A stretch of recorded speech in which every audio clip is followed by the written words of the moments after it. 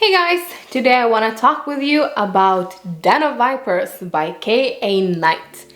The book was published in 2020 and it's quite something. I was actually rather torn whether I should talk about this book or not. But by now, months passed since I have read it, and truth be told, thinking about Den of Vipers still pisses me off, so I gave up and decided to make this video.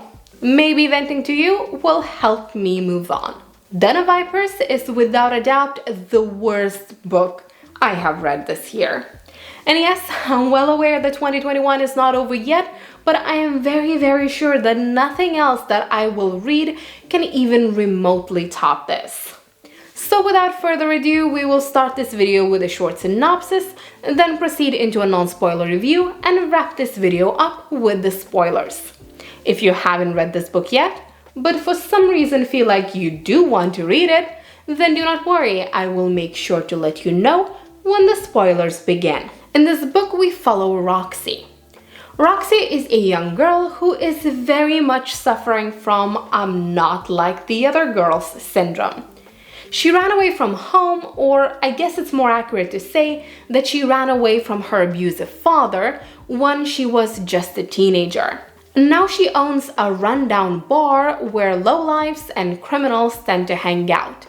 Swears a lot, drinks a lot, and kicks ass like a champion. Literally, in one of the first scenes she was in, she took down multiple men by using only her baseball bat. Despite the men being 3 times her size, having weapons of their own, and being hired thugs, who we assume make a living by abducting people and getting into fights.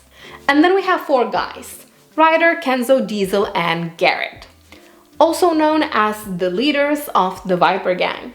A gang that is so powerful and so influential that they pretty much run the city. Even though only Ryder and Kenzo are actually related by blood, all 4 men see each other and define one another as brothers. They built their empire together from the ground up, and they all have their own parts to play when it comes to keeping said empire afloat. The story kicks off with the father of the year, aka Roxy's dad, who has not seen his daughter in years, selling her to the Vipers because that's the only way he can pay up his debts to the gang.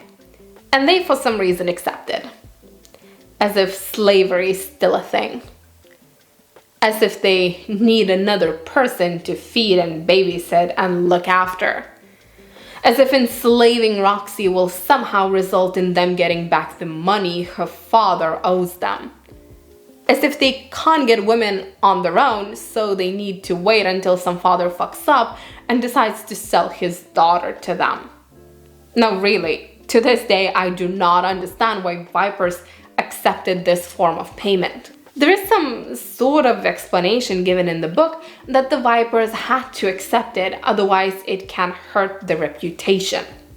As if not accepting the deal would make them look weak in the eyes of their enemies and general public. Which makes no sense whatsoever. Because first of all, they are the only ones in the room where the action is unfolding.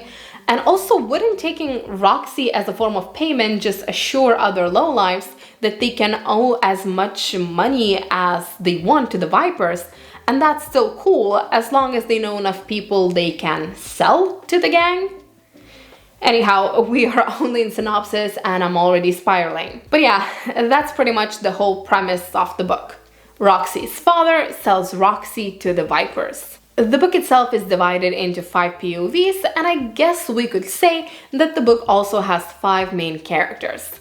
But people who already read the book, I believe, will agree with me that Roxy is our main character. So, Den of Vipers is described as contemporary dark romance novel, but in reality it's just porn.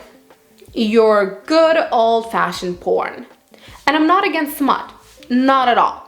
While romance might not be my to-go book genre, I think that romance novels are great. They're usually happy, bright, not too complicated. They help you to relax and get those butterflies in your stomach, even when you're feeling sad. And when I read a non-young adult romance novel, I think that smut is an important part of it. I hate when the story just fades into black. as I want to be the part of all of the action. So why did I just compare this book to the good old-fashioned porn if I'm not repulsed by the insane amount of sex scenes presented in the book, you might ask? Because there's no plot. The thing that is supposed to be the plot feels just like a filler, something author had to come up with to somehow connect the sex scenes. And let's just put it that way. The author did not try her hardest to make sure that the plot makes sense, which is rather ridiculous as the book is over 600 pages long. Overall, the book is just filled with gore, violence, and BDSM, and I would have not minded any of that one tiny bit if the book was actually backed up with a good plot. But it isn't, and to be honest, even smut at some point gets boring and repetitive. The plot is barely existent, and the characters are boring and one-dimensional. Throughout the book, we don't actually learn anything of value when it comes to 5 main characters. All the attention seems to be concentrated either on their physical appearance or one significant event in their lives that messed them up and turned them into what they are now. We, the readers, just have to accept everything they do and everything they are as given. I tried to come up with another example of a book where the characters would feel as one-dimensional as here, but I honestly couldn't. At least nothing that I have read in the past few years came to my mind. Even After series by Anna Todd has more character development.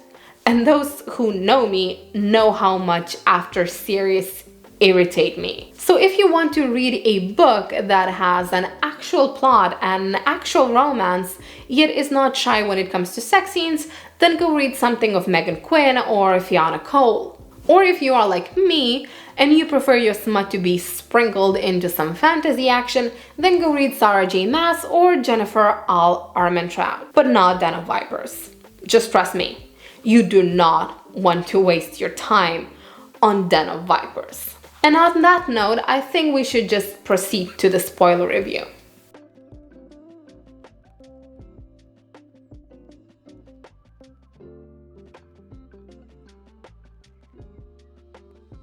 Honestly, to me, all 4 guys in this book are easily one and the same person with some tiny character changes that would make them slightly different in bed. We have Ryder, who due to his past trauma is closed and cold and controlling, and therefore he's very dominant during sex. Then we have Diesel, who is due to his past trauma is literally insane.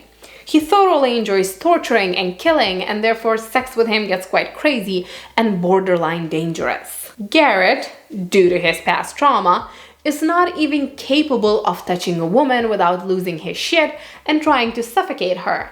Therefore, sex with him is less personal. And then we have Kenzo, who I guess has the least amount of personal trauma and therefore is still somewhat of a functioning human being compared to the rest. Though, taken into consideration that he practically raped Roxy the first time they had sex, make me regret that I just define him as somewhat less messed up than the other Vipers.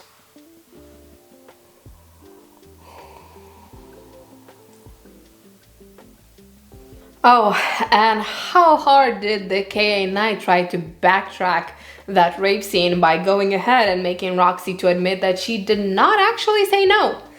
Well, of course, she just ran away and tried to fight him off with every little bit of force that she had, but she didn't say no. So I guess that does make it consensual?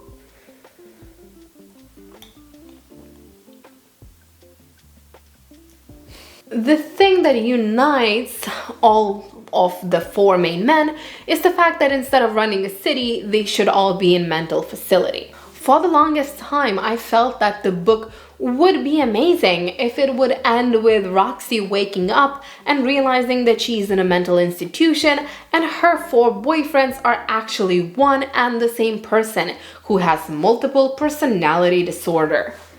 Now, I would have loved to read that book. However, it's on me. I should have trusted Goodreads reviews and not started reading Den of Vipers in the first place. I honestly do not understand why this book was over 600 pages long. While reading, I kept on thinking that maybe the fact that the book didn't have any plot would not have been so obvious if the book was twice as short. I mean, there are plenty of wonderful books with wonderful stories that are just a little under 300 pages long. So maybe if the author would have decided to cut her story in half, it wouldn't be as obvious that we are reading one and the same storyline over and over again. Like someone makes a move against the Vipers. All Vipers are sure that it's the rival gang that is causing the issues. But no, they can't just start an open war without having any proof. So they set out to get some proof. And then someone makes another move against the Vipers. And all Vipers are sure that it's the rival gang that is causing the issues. But no, they can't just start an open war without having any proof. So they set out to get some proof. And then someone makes another move against the Vipers. And so on, so on. And come on! Throughout most of the book, we are led to believe that Vipers are the most dangerous gang in the existence of the humankind. They own every business, they bought the police, they don't follow any rules and don't face any consequences. They can literally kill whomever they want in the middle of a restaurant packed with people and it won't backfire. But they can't take out the rival gang without having a legitimate proof. Please. It's also funny how this book tries to pass Roxy to us as like some sort of badass feminist hero. Throw me to the wolves and I will come back leading the pack. And I guess I'll do so by having sex with all the gang leaders until they stop hating me. Even if by the end of the book the author wants us to believe that Roxy is an empowered woman and she has some sort of authority over the Vipers because she finds a way to manipulate them, she doesn't. Not really. Now, if you read the book, which I assume you did, can you honestly say that by the end of this book, Roxy is a self-sufficient and powerful character? From where I stand, she is still not allowed to even be touched by anyone who is not a Viper. She could not just pack up and leave them and not risk them coming after her. Or can you honestly say that if she would fall out of love with one of them, or would mentally or physically hurt one of them, other brothers would choose her over each other? But I guess now she gets to dress however she wants to, carry a knife and guns, and she got her baseball bat back, so now she's strong and independent. Overall, Roxy's character for me doesn't make any sense.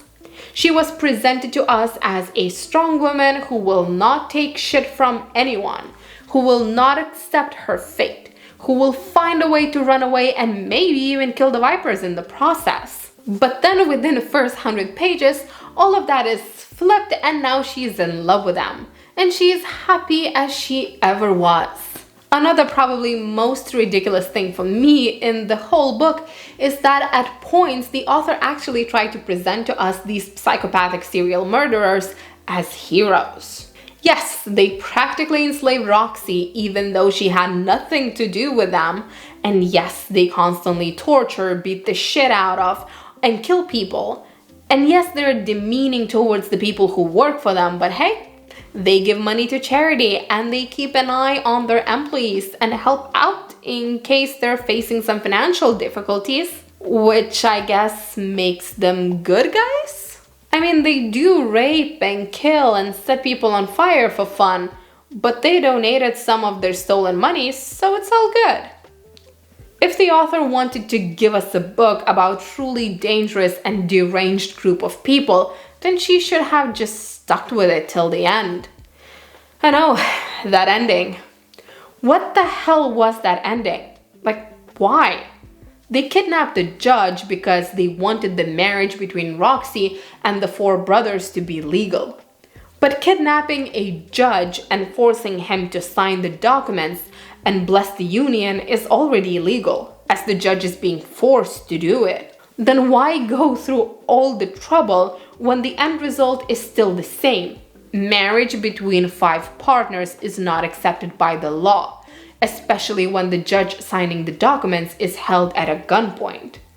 Just do your whatever bullshit vows and exchanges of rings elsewhere, by yourself. Don't drag the poor judge into this.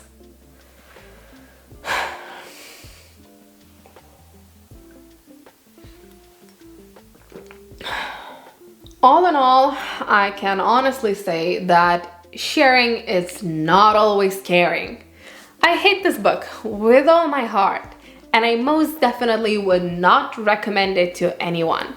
There are plenty of other better books that are playing with similar tropes. Go read them instead. But that's just my opinion. What about yours?